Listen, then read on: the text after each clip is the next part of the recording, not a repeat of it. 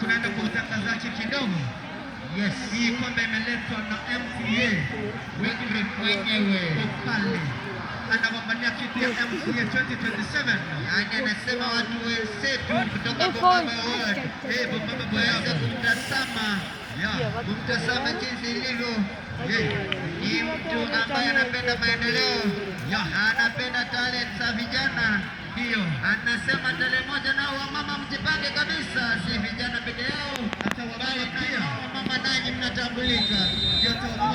Wanaenda kuleta frikiki kule wana Renya Jabera analeta utafuti kule